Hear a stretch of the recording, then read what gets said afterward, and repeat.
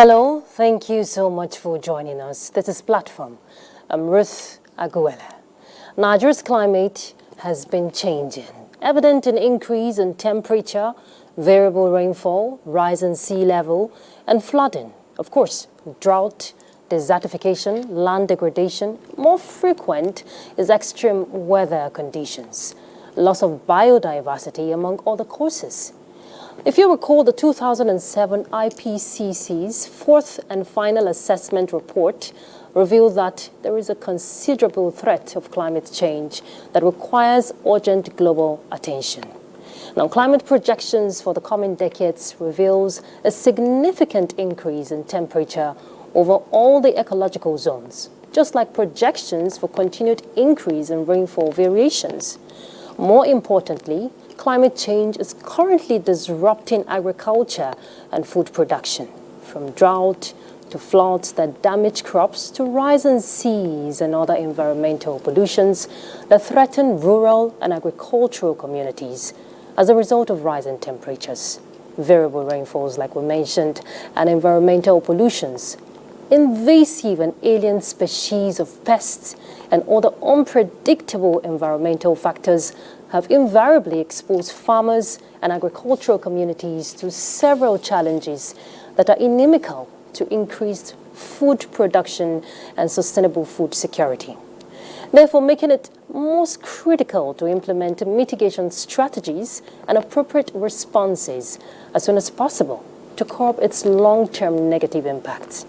Nigeria has developed several adaptations policy frameworks with ambitious plans and strategies for climate adaptation.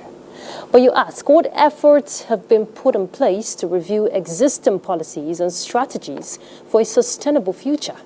Well, our focus on Platform is climate change impact, Nigeria's mitigation and adaptation, and our guest is Dr. Iziaq Adekunle Salako. He's the Minister of State for Environment and Ecological Management. Thank you so much for joining us, Honorable Minister. Thank you very much. It's my pleasure to be here. Okay, just before we introduce our panelists, I'll take you through a bit of the Honorable Minister's profile. Dr. Iziaq Adekunle Salako is a public health physician, health activist, politician, public analyst, community mobilizer, writer, and he used to be a radio presenter. He holds an MBBS degree from the University of Lagos, and master's in public health from the Lagos State University. He's a certified co-post, currently on the last lap of a PhD program in public health, specializing in health policy and management. Dr. Salako has worked in different institutions as a medical expert. He has served as commissioner in Ogun State. He served in 3 strategic ministries, that is for agriculture, housing, and health.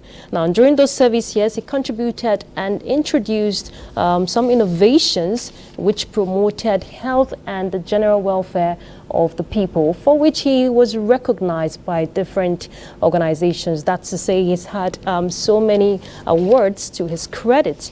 He was a gubernatorial aspirant in Ogun State. That was in 2010. In 2020, he was appointed the chairman of Ogun Hospital's Management Board. Dr. Salako is a member, Association of General and Private Medical Practitioners of Nigeria, Association of Public Health Physicians of Nigeria, and the Nigerian Medical Association, among other different bodies. We'll leave the profile there for now. Very impressive, Honorable Minister. Thank you. All right, our panelist on Platform is one of our regular faces, Laraba Mure from the Abuja Inquirer newspaper. Thank you so much for joining us, Laraba. Thank you for having me. It's a pleasure to be here again. Always a pleasure to have you. Thank you. So, Honorable Minister, we're looking at climate change impact, that's Nigeria's mitigation and adaptation. Of course, if you want to trace back the journey, Nigeria, of course, have had different pacts in terms of agreements, global pacts. And if you want to trace the journey for Nigeria, contributions in taking climate action, how would you paint the narrative? Thank you very much. First, if you permit me, let me lay some background. Okay, go ahead. If you talk about climate change, a lot of our people may not understand fully what is happening. Okay.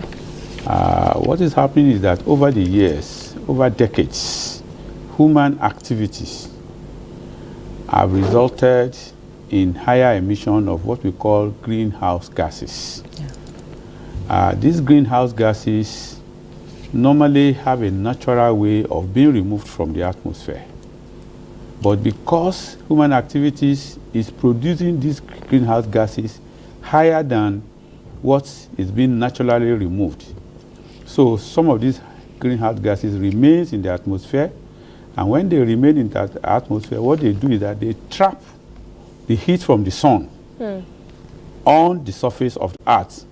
And over the years, that has led gradually to increase in temperature of the earth's surface.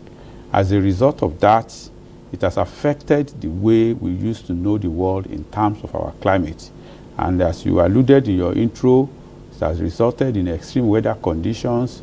We see increase uneven rainfall, unpredictable rainfall.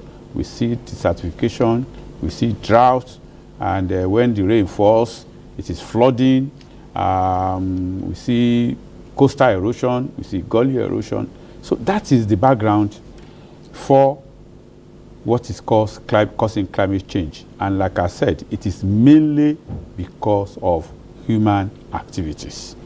Therefore, in trying to mitigate or adapt, we must focus on those causative issues. Now, those terms, mitigation, adaptation, are very technical terms. Yeah. And we need to understand what it means. First, when we talk about mitigation, mitigation means that how do we ensure that we slow down the increase of the Earth's atmosphere's temperature. So those measures that we take to ensure that we slow down the level of temperature increase are the mitigation actions. Yeah. And basically, they are targeted largely at how do we reduce our emission of greenhouse gases. Yes. Now, adaptation means that the climate change is here with us, and the effect is already with us. How do we now live with it?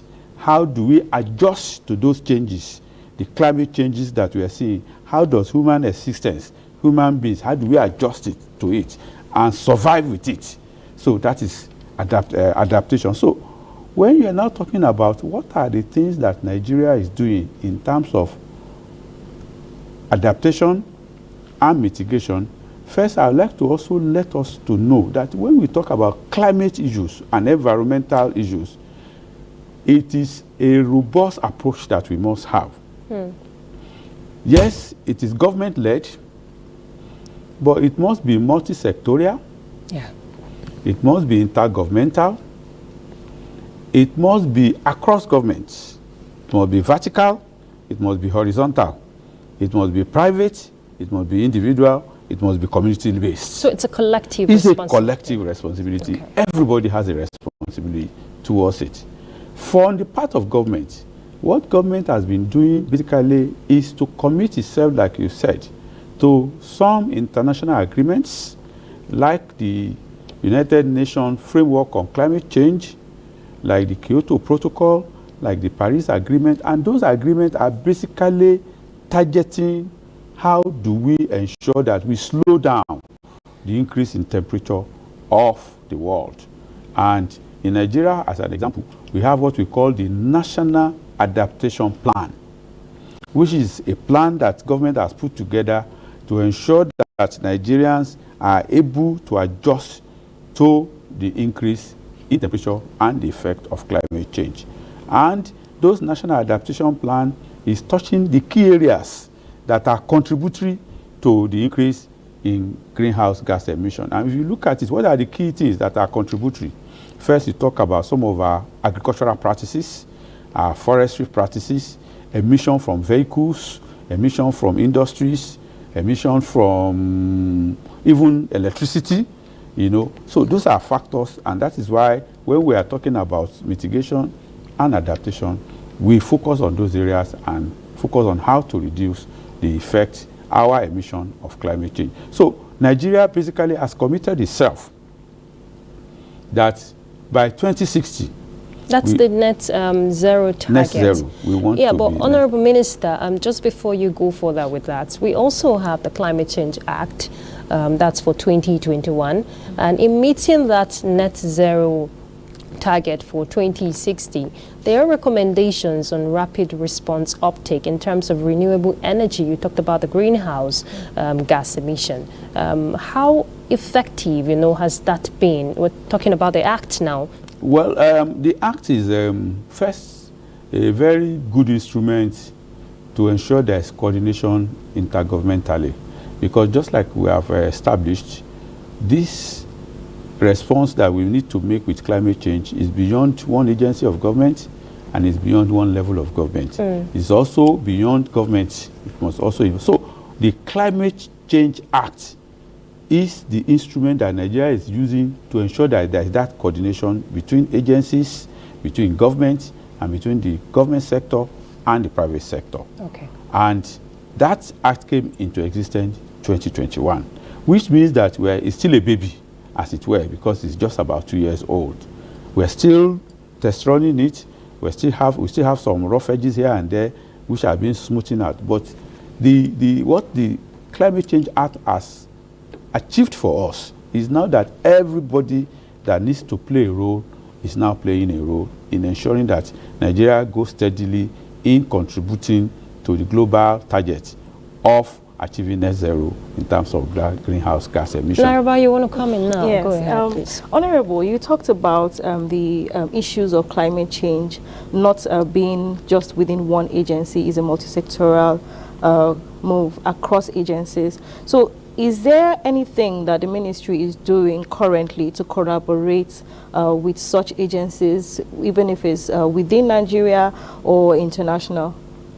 Well, the Federal Ministry of Environment is essentially the focal ministry for response to environmental issues. And when we're talking about climate change, it's essentially an environmental issue. But the contributors to that climate change challenge is beyond the Ministry of Environment. Therefore, we have the Ministry of Power, we have what we call the Energy Transition Plan. The Energy Transition Plan is the plan that Nigeria has put together to gradually move from the sources of energy that we currently know to a more sustainable, more environmentally friendly, a more renewable source of energy. So we have that plan, which is moving Nigeria gradually, transiting from our heavy dependence on fossil fuel to more renewable sources of energy. So in that wise, the Ministry of Environment must collaborate with the Ministry of Power. We have challenges with mining, because when we do mining, some of those mining activities result in emission of greenhouse gases like methane. So the Ministry of Environment also collaborates.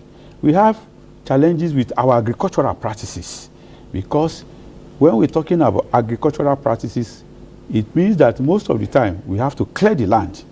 And when we clear the land, which means that the natural resources for carbon sinking is being depleted. So the Ministry of Environment must work with the Federal Ministry of Agriculture to ensure that we now do what we call smart agricultural practices, agricultural practices that are more cyclical in nature, so that as we are depleting, we are also replacing. So you also see us collaborating with the water resources, because when the issues of flooding comes, we talked about the impact of dams and what the role dams needs to play in trying to control flooding issues. So we work with that.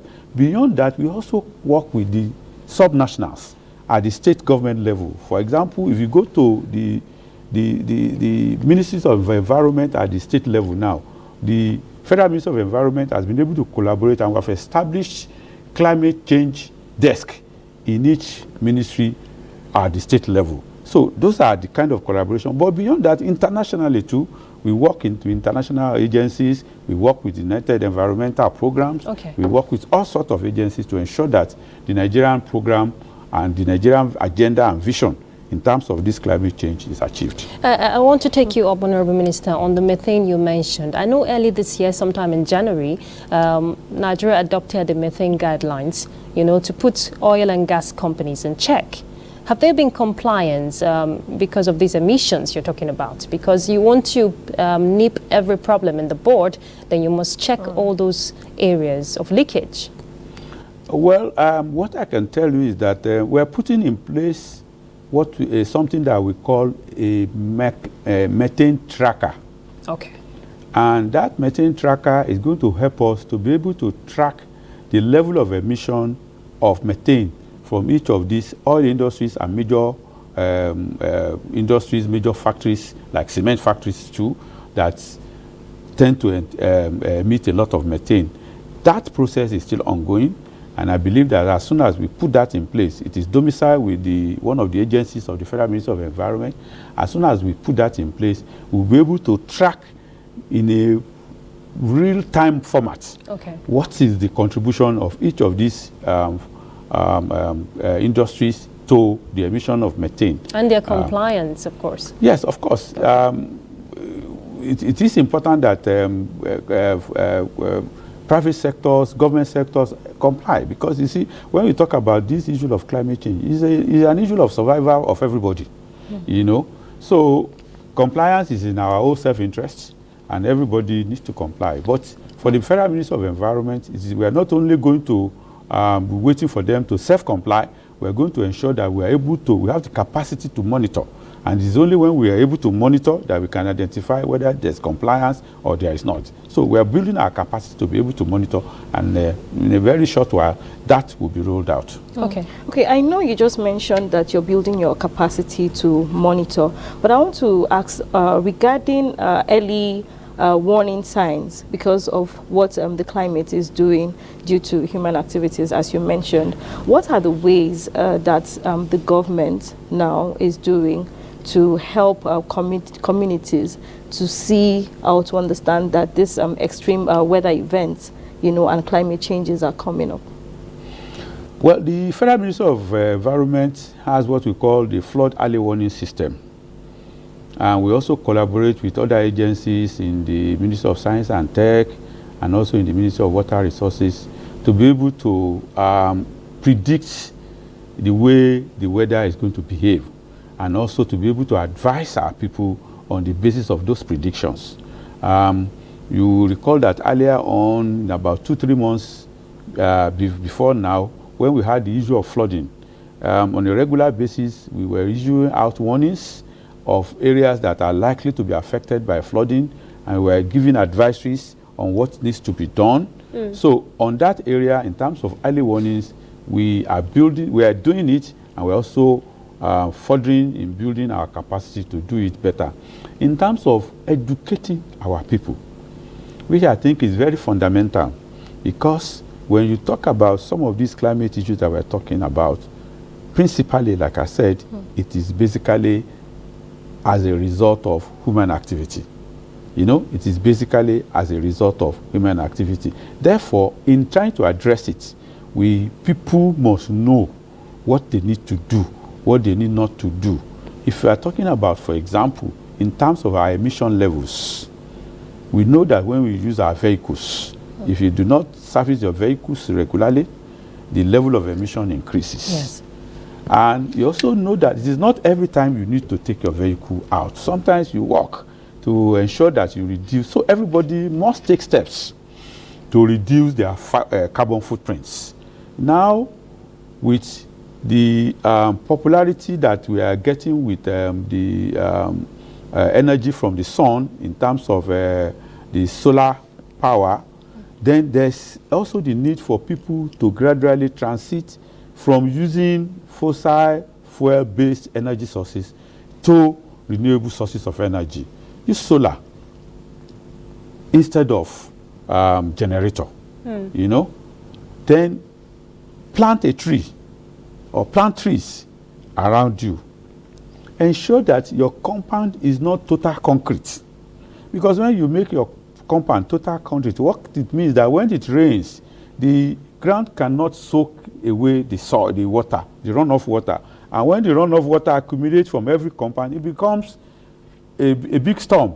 And then you say you are expressing flooding. So it is no longer a status symbol to pave your entire compound. Which we see, it's the which trend. we see often. Yeah. It is not. It is not a status symbol.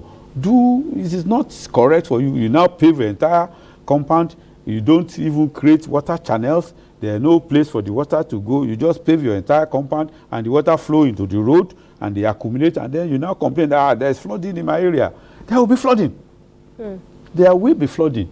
So people need to appreciate that we need to adopt all these practices. We need to respect you see, when you disobey the natural law, you will definitely suffer the consequence. Indeed. So, sir, I would like to ask, are there consequences for people going on to just go against this, I believe there are policies that have been laid down. Are there consequences or are there penalties? Penalties, yeah. Yes. Yes, there are planning laws that guide the way we build our houses, where we can build those houses, and what infrastructure we need to provide when we even build our houses.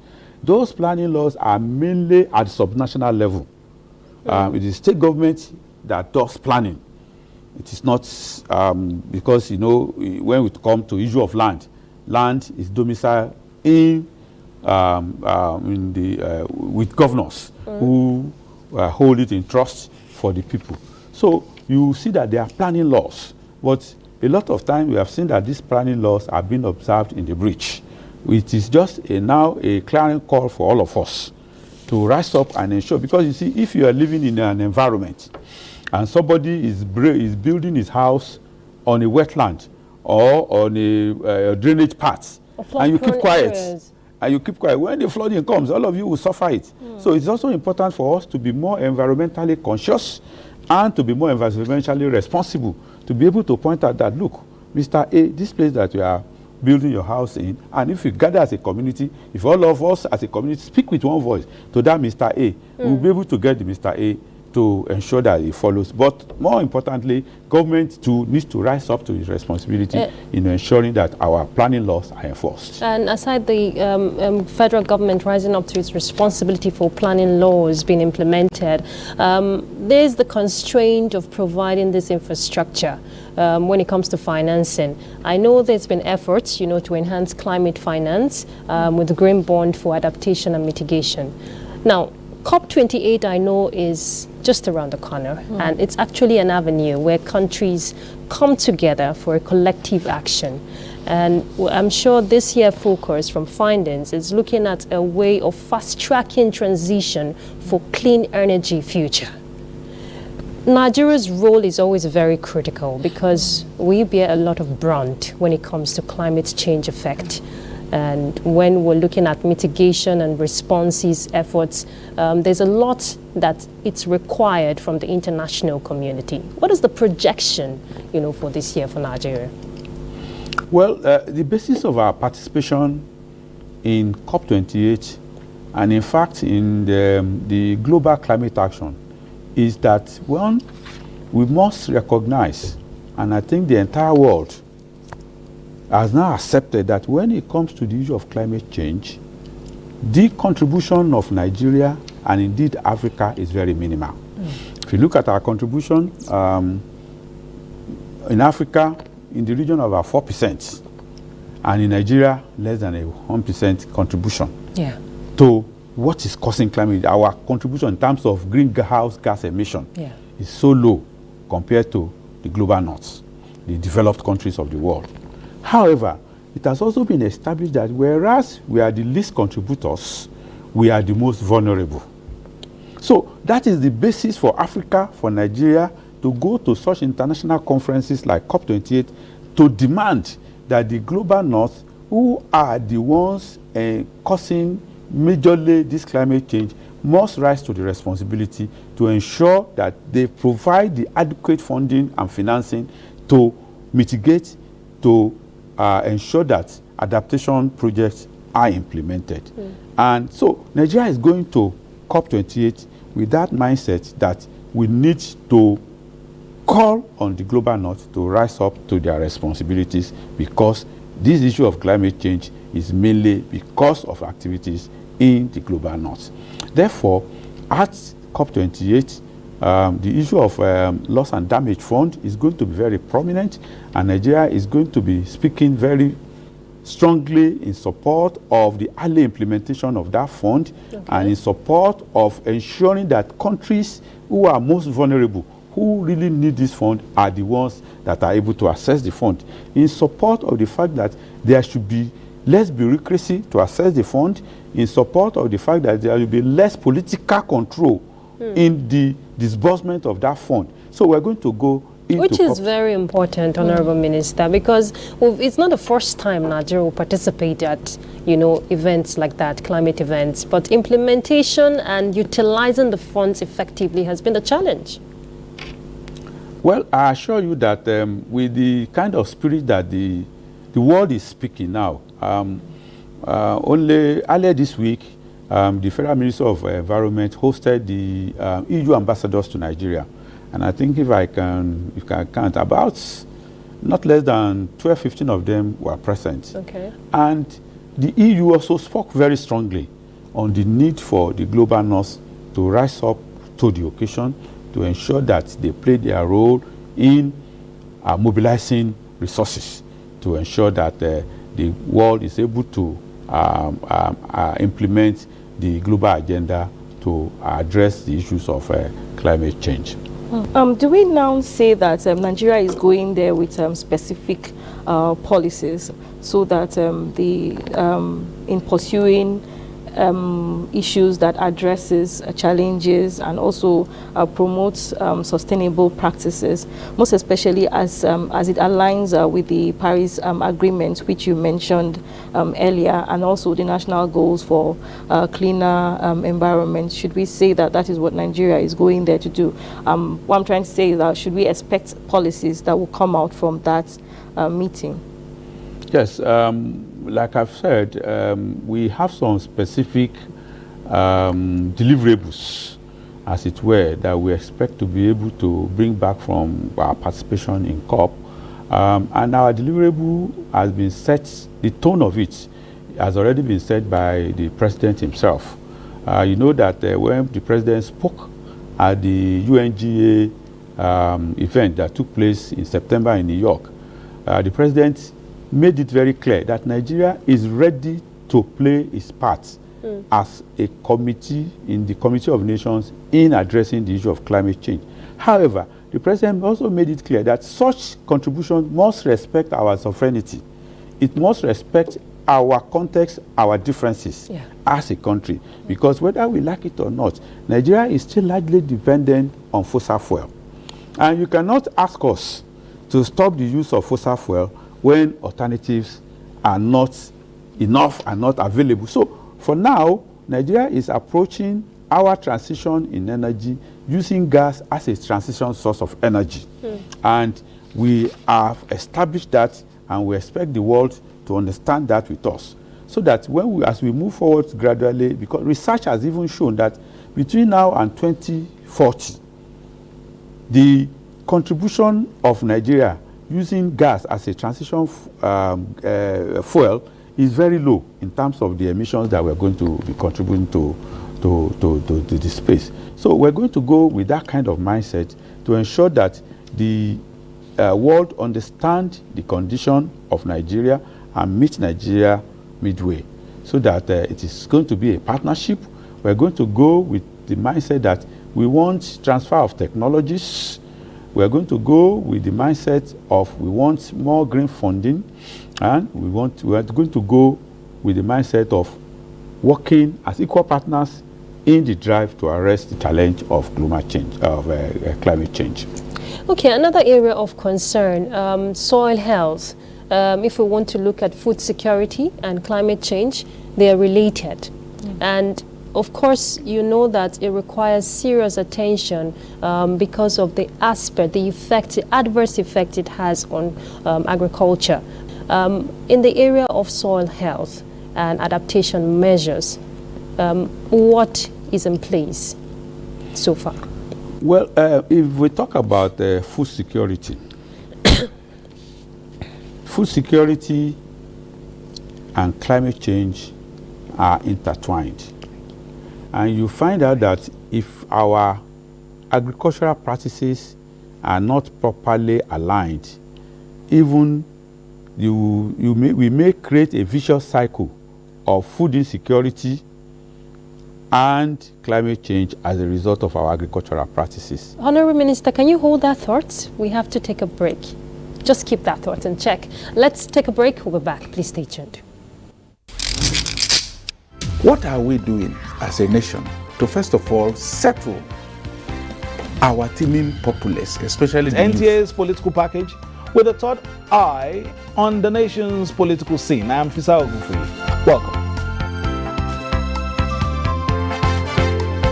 You have to be very careful giving space to people who are obviously sponsored to further the agenda of some other groups. There's a lot of questions. A lot of questions in a closed-door sessions. Some of these issues, some of the problems bedeviling of their. In fact, between June 1st and July 17, 19-point-something billion has left the coffers of the NDDC. I can say my constituency, they need everything because we don't have anything.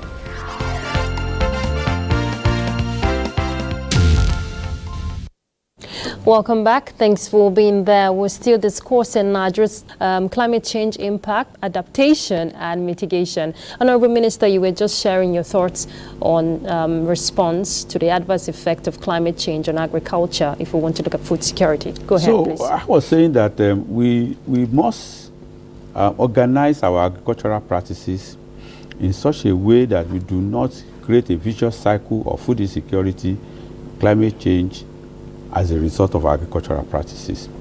Therefore, when we talk about things like agroforestry, for example, whereby as we plant trees, we also plant food products, so that our agricultural practices do not necessarily deplete us of the soil cover that is provided by trees. We must also look at how do we ensure that we do an all year round farming and we're not dependent on rain-fed farming alone. We must also think of, now that sometimes we have excess water when there's flooding, and we know that with the pattern of climate that we're seeing, there is also likely, after flooding, that is likely to be followed by drought.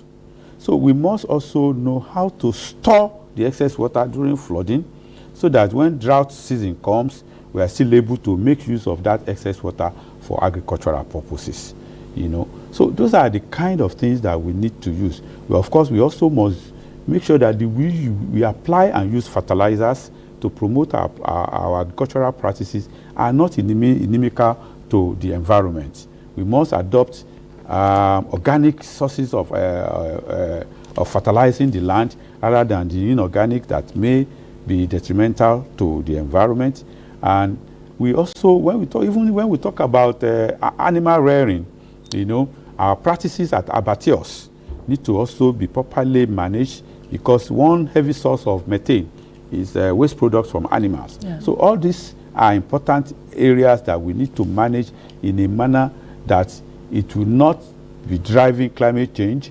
And when we drive climate change, we drive food insecurity, and we create that vicious cycle. Which requires that multi-sectoral collaboration you talked about. Absolutely. That's the Ministry of Agri also has to come in. Yes. But I would like to take us back to the zero carbon emissions. Is there an update on the legislative measures that the House of Representatives on climate change is considering to achieve with the net zero carbon emission in Nigeria? Well, for now, the commitment of Nigeria is to be net zero by 2060, which means that we envisage that by 2060, the amount of greenhouse gas that we emit into the atmosphere will equal the amount that is removed naturally from the atmosphere. So will be zero. So that is the projection of Nigeria. So we're working, everything we're doing is directed at ensuring that we're able to achieve that by 2060. Of course, we're going to be needing the support of the legislative arm of government in several areas, sometimes to pass laws that's going to help us to achieve those targets, sometimes to review existing laws that will help us to achieve those targets. So the legislative arm of government is fully cooperating with us at the executive arm to ensure that we all work in that same direction to ensure that we achieve net zero by 2060. Okay. But of course, I must also say that it does not mean that Nigeria is tied to that 2060. We could still go back and review, and we can say, look, the way we are seeing, we can actually achieve this 2060, this net zero earlier than 2060. Okay. So it is a projection, is a work in progress that everybody is working in that direction. And we have 7 years to go to the 2030 agenda. I want to look at sanitation issues, Nigerian sanitation issues. Just recently, the world celebrated the World Toilet Day, and there are estimates of about 3.5 billion people who live without safe toilets, and 48 million Nigerians still practice open defecation. That's a huge challenge for the country. What measures has the ministry put in place? I know this is a new administration, but there were plans before now. In terms of following up with those already established plans, we have the WASH project, which the Ministry of Water Resources is collaborating closely with the Ministry of Environment. So going forward, in mitigating these challenges, what is in place? Well, issue of sanitation is a very important issue because it not only impacts the health of the environment, it impacts the health of individuals, and it impacts on our level of productivity, and can also impact on our economy. Yeah. Therefore, it's something that we must take very seriously. But we must also know that when we are talking about sanitation, sanitation is a very big area, and it is beyond just toilets. Yes. It is beyond just water. Water, as an example, is a tool for achieving sanitation. Therefore, in looking at sanitation as a holistic manner, we talk about sanitation with respect to our waste products, the domestic products, waste that we generate, the animal waste that we generate. We also talked about sanitation with respect to how we, our individual, what are called hygiene practices, which is also very important going forward. So you will see that in addressing sanitation, it's also a court-crossing issue. Yeah. The Federal Minister of Environment, as the environmental, who has the mandate on the environment of Nigeria, has responsibility over it in terms of developing policies to manage our domestic waste, in terms of developing policies to ensure that the environmental health is maintained. The Ministry of Health has some role in it. The Ministry of Water Resources has some role in it. So is this an interministerial affair? And that is why we talk about this issue of One Health, where everybody who has a role to play is able to sit down together to address those issues. At the level of the Ministry of Environment, we have the Department of Pollution and Environmental Control and Environmental Health. The Department of Pollution and Environmental Health is the department that is saddled with ensuring that we are able to prescribe minimum standards for some of these issues in terms of we are also able to come up with policies on how to manage our waste in a circular manner that will not unnecessarily litter the environment. We are able to come up with policies on managing plastic waste, for example, and recycling some of this waste to ensure that it is not just a waste, it can also be used as a source of income for our people. And going forward, I believe that one key issue that we also need to address is the issue of awareness, because when you talk about open defecation, you will see that there's a cultural context inside open defecation, because most of us growing up did not see anything wrong with open defecation. But now we know better. Yeah. You know, and therefore we need to engage the public. Yes, we need to engage the public to educate. But toilet too must be provided. And in providing toilet, it must also go back to our planning laws. Because if you build a house without a toilet, somebody must hold you responsible that, no, you cannot do that. Public toilets must, because if you say that I should not urinate in the open, if I'm pressed, is that a toilet I can go to? So we need to empower the local government who have the authority and the responsibility to do that, to ensure that they play those roles. So I think that if we work in that direction, across government, all of government, we ensure that our sanitation goals are achieved. Honorable, I read somewhere that according to the 2022 Toilet Board report, that there is an opportunity in sanitation economy to the amount of about $6 billion. Is there, I didn't know until I saw that report. Can you just elaborate on that? Well, I have not seen this report you are talking about. Okay. But I know that when it comes to assessing international funding, there are opportunities all over the place, but there are also, most of the time, stringent process that you need to follow in order to assess it. I believe that if you draw our attention, like we are doing now, to such opportunities, we can look at it and see whether there are areas that can be useful to implementing some of the initiatives that Nigeria is doing in the area of sanitation. Okay. Still in line with that, Honorable Minister, when you were talking, you said everybody needs to come on board, from the federal, state, and the local, in terms of empowerment. And I know partly of that responsibility falls on the Ministry of Environment. I know there's financial constraint because the issue or the advocacy, whichever way you want to put it, on creating those infrastructure for public toilets and all of that has been in place. That advocacy has been there. But that political will for implementation is what is lacking in the past. Now, with this renewed hope mantra of the present administration to put the right pegs in the right holes, going forward, what are your strategy to ensure that we get it right this time around? Well, the fact of the matter is that there is no environment anywhere in the world where there is enough money to do everything that you want to do. It is a matter of priority.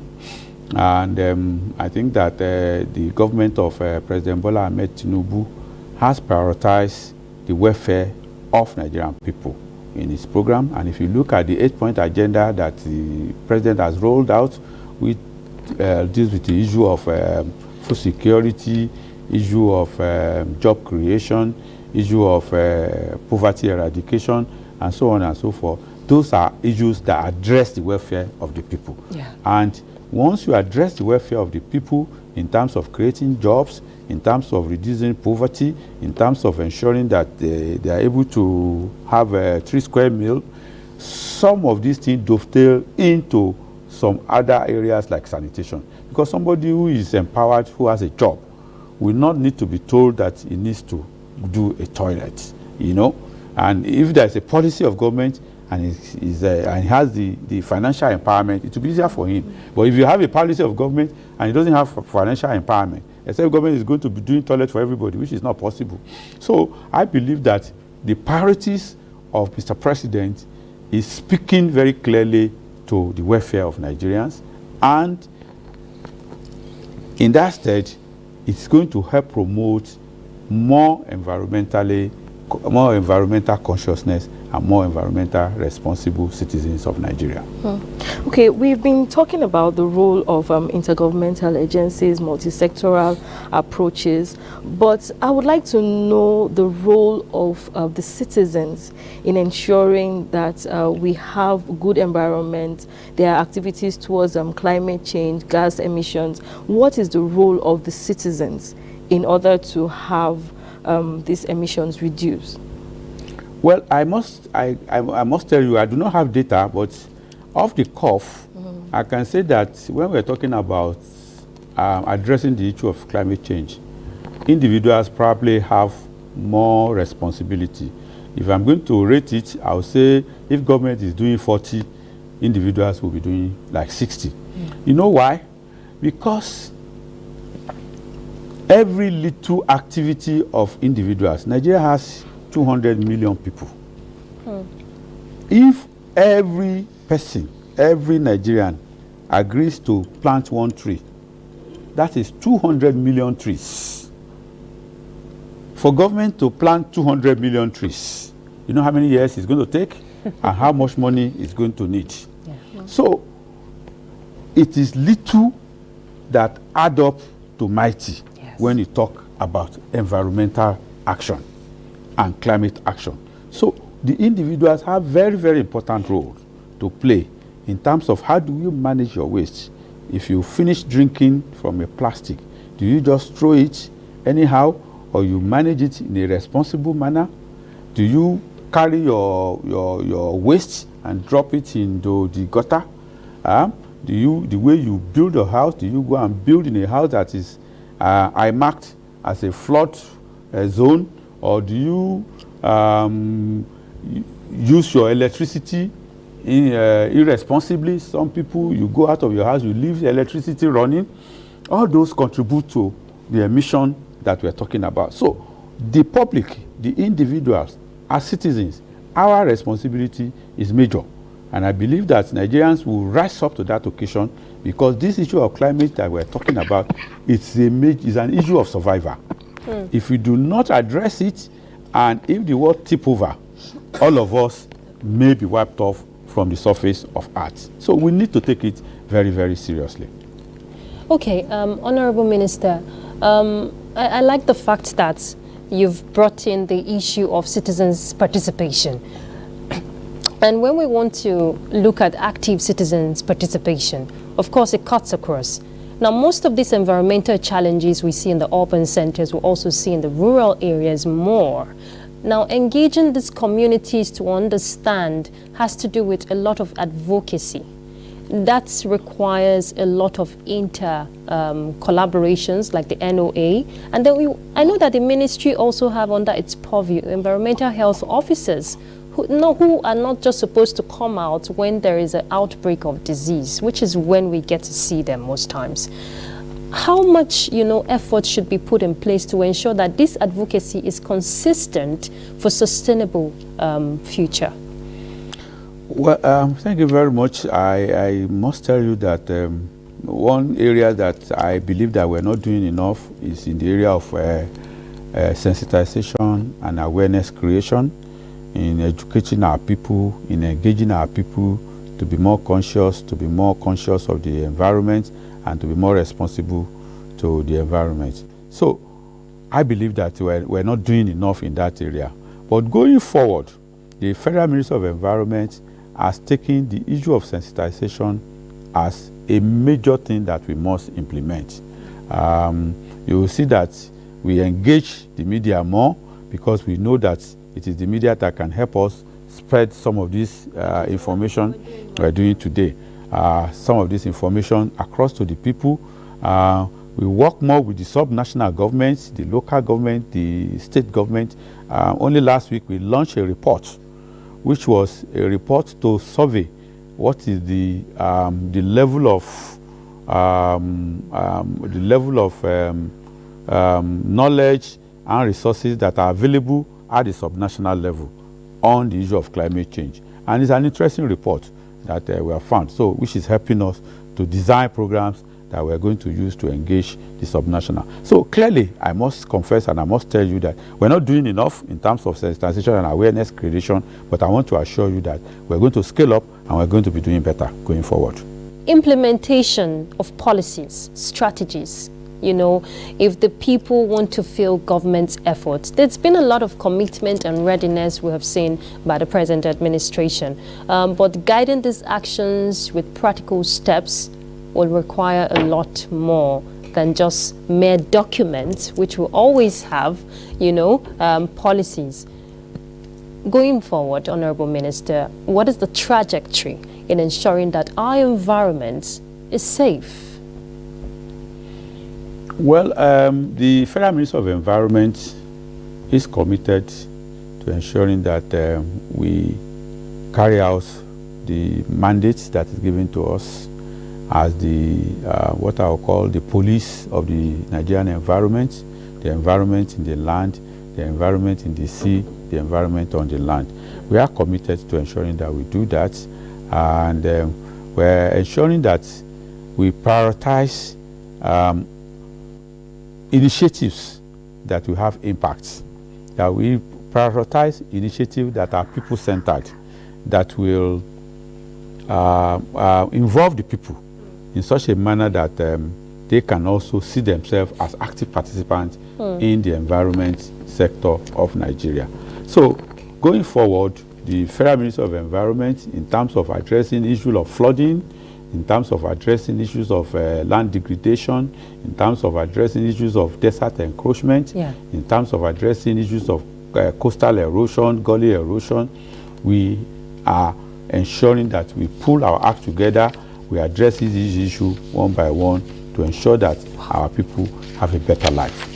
All right, we want to thank you so much, Honorable Minister, for your time and for enlightening Nigerians on what the federal government has set in place to ensure that we have a sustainable and safe future. Thank you so much. We've been speaking on climate change, Nigeria's adaptation and mitigation plans, and we've been speaking with the Honorable Minister of State for Environment and Ecological Management, Dr. Iziaq Adekunle Salako. Thank you once again.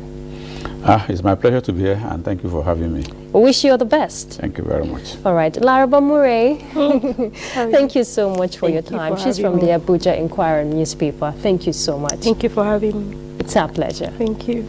All right, there you have it. There's a whole lot you can do as an individual. It is a collective responsibility. Let's play our part if we want a better and safe future, not just for this generation, but for future generations to come. I'm Ruth Aguwele, and that's Platform.